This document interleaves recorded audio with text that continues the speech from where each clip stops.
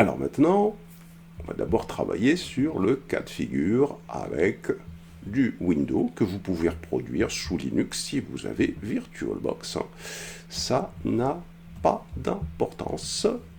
Hop, je vais faire ça, je vais faire ça, je vais faire ça, comme ça, et je vais faire comme ça, et je vais faire comme ça, et je vais faire comme ça, et comme ça. Donc vous pouvez adapter de toute façon cette solution pour Linux, hein, si vous souhaitez un registry intégré à l'intérieur de votre machine. Il y a deux possibilités quand on veut mettre, alors ça je le balance, ça j'en ai pas besoin. Il y a deux possibilités quand on veut mettre ce genre de solution en place. Alors ça peut être un PC Windows sans Docker, ou vous pouvez le faire sur un PC Linux, hein, si vous voulez. Avec Docker, ça n'a aucune importance, puisque les manipulations devraient être les mêmes. Donc, ici, quelles sont les possibilités? Il y a, pour mettre en place un registry, il y a soit, comme l'ont fait certains camarades, la possibilité d'avoir ici le registry interne à Minikube, hein, voilà, interne à Minikube, d'accord? Voilà, en activant un add-on, soit la possibilité ici d'utiliser les pods. C'est-à-dire qu'on fait un déploiement dans lequel on a un registry. Dans un pod, on déploie le registry dans un pod, c'est-à-dire que le pod, ici, hein, va exécuter un conteneur qui va exécuter un registry. Donc c'est un pod. Ensuite, il faut exposer, on va exposer via un service, hein, de type node port. Node port, on peut choisir le port que l'on veut, mais si on veut rester sur le port que l'on a créé en classe, pas de problème, on peut utiliser le port 30 000, ce qui signifie que le registry qui est ici, hop, est exposé, hop, va être exposé sur le port 30 000.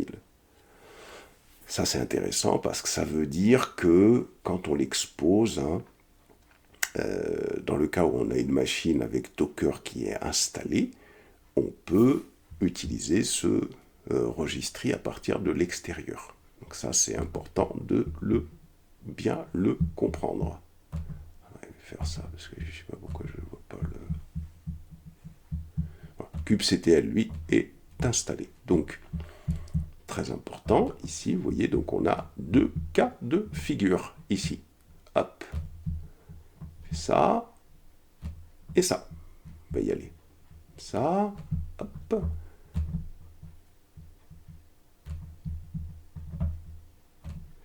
On a deux cas de figure. Un, le registry intégré dans Minikube que l'on active avec un add-on. 2.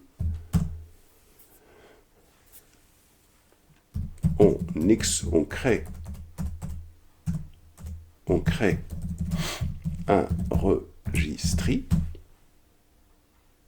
dans un pod et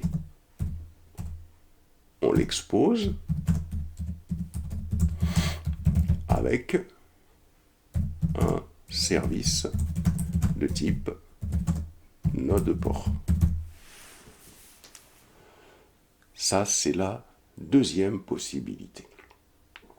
Mais quelle que soit la possibilité qui va être utilisée, ensuite la démarche est la même. C'est-à-dire que la démarche, 1, on lance Minikube, on lance Minikube avec, alors ça c'est pour la démarche, pour le cas 1, on lance Minikube avec, en spécifiant, si vous voulez, donc, ici, il faut spécifier comment dirais-je, la plage d'adresse dans laquelle va se trouver le registry non sécurisé comme unsecure registry. Ça veut dire que on doit signifier à Minikube qu'on va utiliser un registry non sécurisé. Voilà à quelle adresse. 2. Pour le cas 1, on active le plugin et on teste. Démarche K2, là, qu'est-ce qu'il faut faire? C'est idem. C'est-à-dire, on va faire les cas comme ça, on est tranquille. Allez hop, on fait ici. Hein. Donc ça, c'est la même chose ici. Par contre, la différence de on déploie le pod avec le registry et le service qui l'expose. Bon. Donc ça, c'est très très important de comprendre ça. Et là, surtout, alors le problème que l'on a, le problème à résoudre, c'est comment avoir l'adresse IP possible de Minikube, sachant que on l'a pas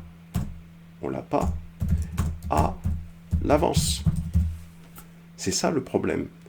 Hein, c'est-à-dire donc, parce que vous ne l'avez pas à l'avance, l'adresse IP. Attention, des fois, elle peut changer dans certains environnements. Donc, comme cette adresse IP, on ne l'a pas à l'avance, on a une difficulté à déterminer dans quelle plage va se situer le Minikube pour justement avoir notre commande complète. Et donc là, c'est ce qu'on va expliquer ici, c'est-à-dire que donc la démarche est la suivante. 1.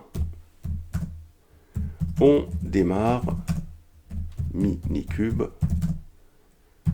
normalement. D'accord. 2. On regarde l'adresse IP déterminée. 3. Si on maîtrise les réseaux, on va pouvoir indiquer quelle est la plage à utiliser. Sinon, direction ChatGPT pour le lui demander, tout simplement. Alors, sachant que notre commande, après recherche sur Internet, hein, c'est pour ça que la recherche sur Internet est demandée au niveau de l'examen, parce que il faut vraiment maîtriser tout cela, mais il faut bien comprendre déjà comment ça marche. Donc, l'idée, c'est qu'on va avoir une commande du genre minikube start. On va définir la mémoire, hein, memory, on va lui donner une mémoire de 4096 pour pas qu'il nous en prend trop. On va définir le nombre de CPU, hein, à peu près, hein, donc CPUS, on va lui en attribuer 2, comme ça on limite un peu les ressources utilisées. Et là, on va avoir quelque chose, donc du -unsecure registry, qui va être égal à justement cette plage que l'on ne connaît pas ici. Au départ, on ne la connaît pas. Vous voyez, parce que le registry ici, registre, merde. C'est ici, secure -RE, registry. Au départ, on ne la connaît pas. Vous voyez, donc ici, la donnée, parce que ça peut être 10.0.0.0, comme l'a dit Cédric hier, /24, mais c'est pas sûr. Ça dépend sur quoi on travaille. Vous voyez. Et en ce qui me concerne, moi, vous allez me voir, en plus de ça, utiliser un paramètre pour qui est no check no il me semble un verify check, quelque chose comme ça. Ça, c'est pas le problème. Donc, qui vous concerne pas, celui-là. Du moins, les gens qui n'ont pas le même problème que celui que j'ai sur la machine Windows. Il y avait des camarades qui avaient ce problème-là. Donc, voilà. Et donc, c'est ce qu'on va attaquer dans la vidéo qui suit.